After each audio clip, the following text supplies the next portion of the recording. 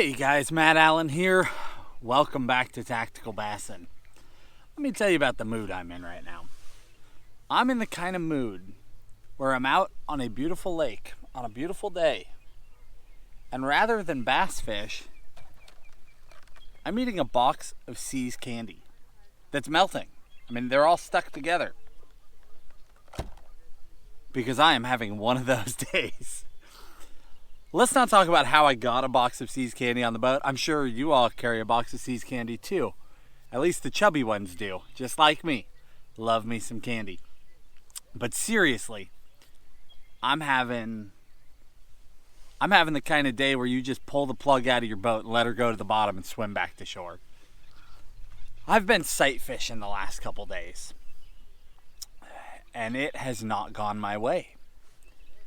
I have seen some beautiful fish, made some beautiful hook sets, fought some really nice fish, and just not put them in the boat.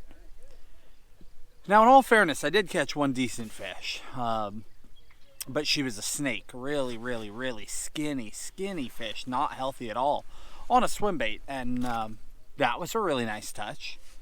But besides that one, there really is no highlight. I just lost a fish that I think was in the teens. I actually hooked her 3 different times. And then I finally lost her at the net. I mean, it was one of those fish you dream about. A fish that's just angry. Just angry. She just wanted to fight. But she would not fully commit to the bait. So she ended up skin hooked and she came off. There's nothing you can do about that. But guys, the reason why I'm even telling you all this, because we're 2 minutes into a pretty useless video so far, is I actually want to encourage you with my discouragement. We spend so much time with Tactical teaching you guys what to do and how to do it. Sometimes it's probably healthy to level the playing field a bit and just tell you that we have horrible days on the water sometimes. I mean, look at this. Look at this, seriously. My boat. Let me show you my entire boat right now. I've torn this thing to pieces, trying to find baits, trying to find this, trying to find that. There's junk everywhere. Look at this pile of baits that I've been throwing.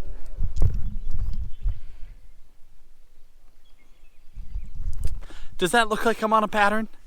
No, I'm not on a pattern. I am getting my rear end kicked by these fish today. But it is what it is. So really, guys, what I want to tell you is even when you do everything right, there are days where it can just go sideways on you. And that's okay. I mean, you are battling against another living creature, right? They've got a mind of their own. And when they're big, they are strong. So it does not always go your way. You got to stick to your guns. If you want to target giant fish, these days happen. Because you're pitting yourself up against a very, very strong animal. I should say, I told you I've been sight fishing for 2 days, but I've been specifically looking for giant fish. I came out here with a goal 2 days ago of catching a fish over 10 pounds. I just ran out of time. I'm not going to pull it off on this trip.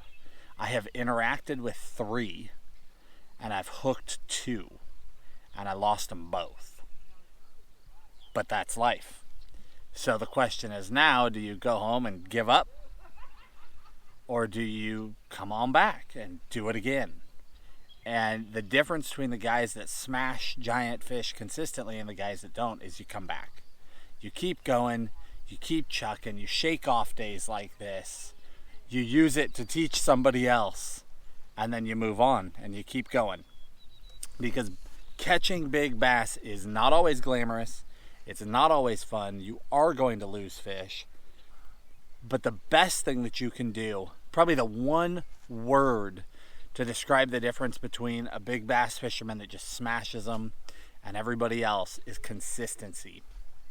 You want to put as many of the odds in your favor as you can. So your gear has got to be the best that you can afford. Not necessarily the best rod or reel, right? Although reel is extremely important. But the best that you can afford in terms of line in terms of keeping your gear updated, in terms of getting the smoothest reel you can get so that your drag doesn't fail you at the wrong time, changing hooks, sharpening hooks, changing leaders, figuring out the right combination. So figuring out what size hooks go on what bait, or what size line for what bait, which connection knots to tie, and then never deviate. Because if you deviate, these fish are going to find a weak point in your system and you're going to lose the fight. In this case, there were no weak points. I didn't have bend outs, I didn't have break offs, I didn't have anything. I just had fish come off. They just skin hooked, and it is what it is. But the best thing you can do is put the odds in your favor by being consistent. I use a 9-loop blood knot. We've talked about that a lot in the past. When I connect my braid, you guys know I use braid, right? I use braid tied to a leader. Where's my connection? And I use a 9-loop blood knot when I make that connection. It's incredibly strong. I'm very good at tying it because I do it all the time, and I'm consistent. I use mono leaders whenever I can because they're more abrasion resistant. They have more stretch. They work with you. Little things, sharp hooks, constantly replacing hooks. I'll go out on the lake and only have half a dozen baits with me, and I still have an entire box of treble hooks and an entire box of worm hooks in my boat so that I can update and change them as I need to, so that when I get a giant bite, I'm prepared. Split rings. We always use Owner Hyperwire split rings. We are not affiliated with Owner at all. It's the strongest split ring on the market, period. We learned that over years of frustration. So we always use those split rings. That consistency day after day, so that when you come across one of those big fish, the odds are in your favor, and hopefully you don't have a day like the day that I'm having.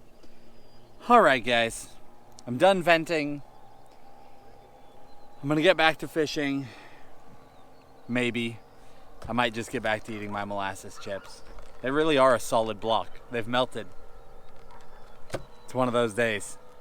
Thanks, guys. Hit that like button. Subscribe to the channel. We'll talk to you soon.